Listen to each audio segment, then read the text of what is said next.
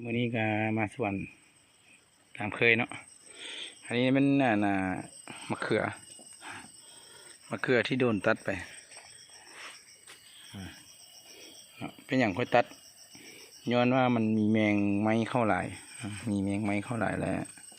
ต้องได้อนามัยออกเพราะว่าเฮาบ่ใส่สารเคมี ความจริงเนี่ยคือตัวอย่างอย่างช่วงวันนี้เนาะตัวอย่างเป็นดอกเป็นอย่างก็เป็นอยู่นี่แต่ว่าแมงไม้หลายเนาะเป็นต้นนี้ละนี่ตัวสกัดอันนึงเนาะ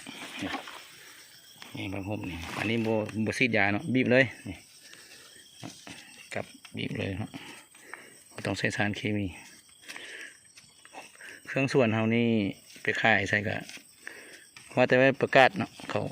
เขาซื้อรถเครื่องส่วนเราบ่ใช้สารเคมีเอาบีบเอาแมงอะไรก็ได้มันมาก็บ่ได้ด้วยมันมาไม่นี่เอาบักต้นมันมดมันก็บ่มีอันกินแล้วก็เริ่มมาชอบกินน้ำเบี้ยน้อยๆนี่แต่เฮาก็ฆ่าได้เนาะมันบ่ได้นี่มันจะมากินน้ำเบี้ยน้อยๆนี่เนาะบีบหัวมันแล้วข้าพเจ้าก็ตัดเลยหากตัดนี่เนาะมันก็ปุ้งใบออกมาไม่ก็บ่ฮู้สิได้ผลน้อยหรือหลายนี่คือกกนี้ก็เข้ากันมันก็จะกินซะนะบีบหัวมันลดหมดเลยบ่ต้องเสียดายมันเนาะหัวมันเนี่ยบีบเป็นผ้าห่มเขินเนาะเด็กแต่ละตัวก็มีมันแต่ว่ามันเป็นกกใหญ่ๆเขาจะซอกบุหินมันเราต้องได้ป้ามันเนาะสิไปใส่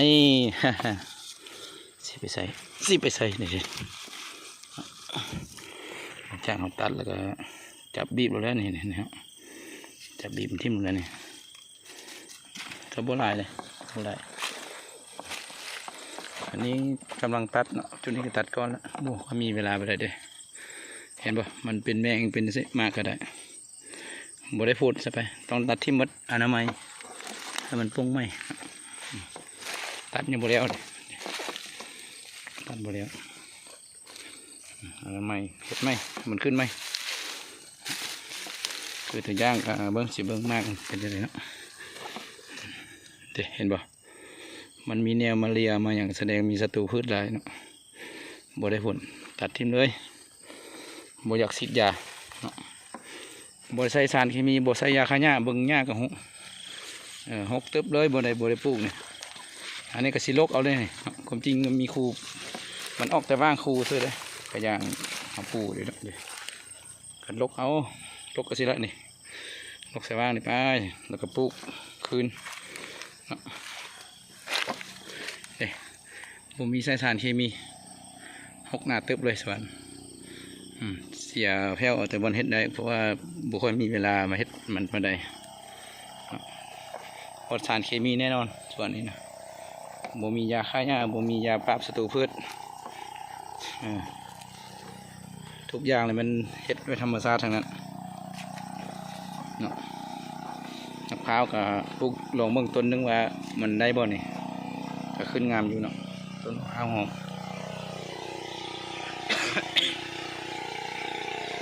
สวยอย่างละ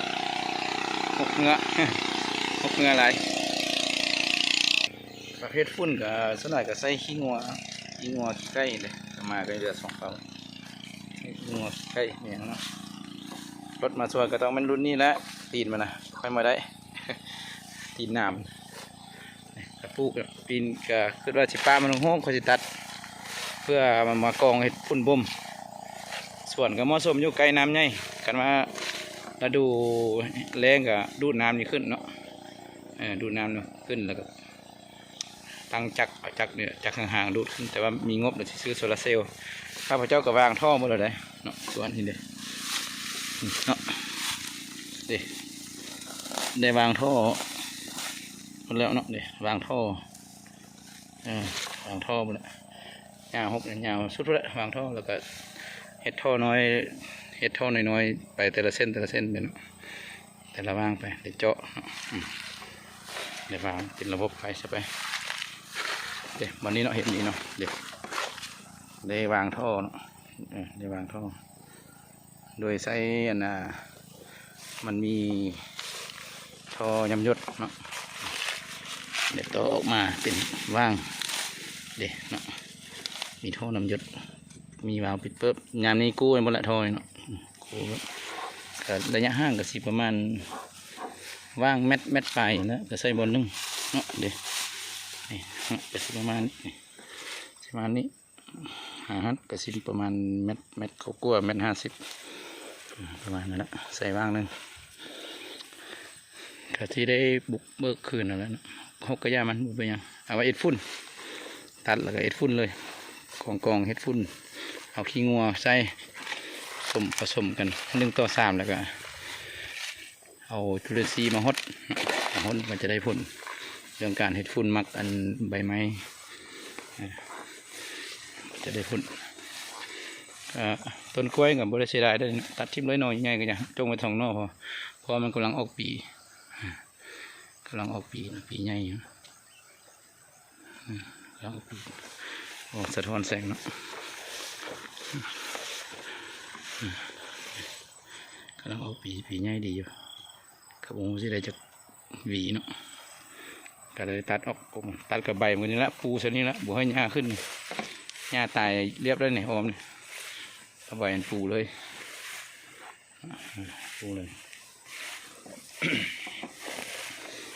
อันนี้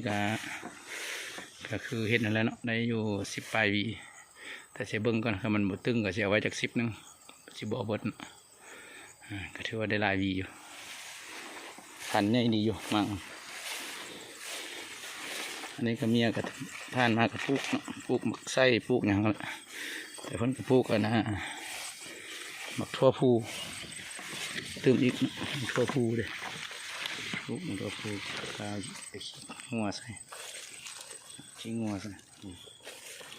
ทั่วภูกำลังขึ้นปลูกทั่วภูกำลังเป็นสวนปลูก2 คู่ปอนตลาดน้อยบอนตลาดใหญ่ตลาดน้อยแล้วก็สำนี้ก็โอเคแล้วปอนตลาดน้อยพอได้เก็บ5 เก็บ10 6 ไร่ส่วนนี้นะปลอดสารเคมีแน่นอนบ่ใส่ยาฆ่าหญ้าแน่นอนวันนี้ก็มาเกี่ยวข้าววันนี้เนาะประมาณเกี่ยวข้าวส่วนนอกเขาเลยเนาะมาเกี่ยวข้าวแล้วก็มาเจาะบางส่วนในมาเบิ่งหั่นเบิ่งนี่แหละก็ถ้ามีคนเข้ามาหรือบ่มีคนมาเบิ่งเครื่องส่วนเฮาหรือว่าเครื่องส่วนเฮาหันเสียหายหรือบ่แผ่นก็สิมันสิปลูกมะกล้วยนี่เต็มแผ่นเนาะปลูกมะกล้วยนี่เต็มแล้วก็แล้ว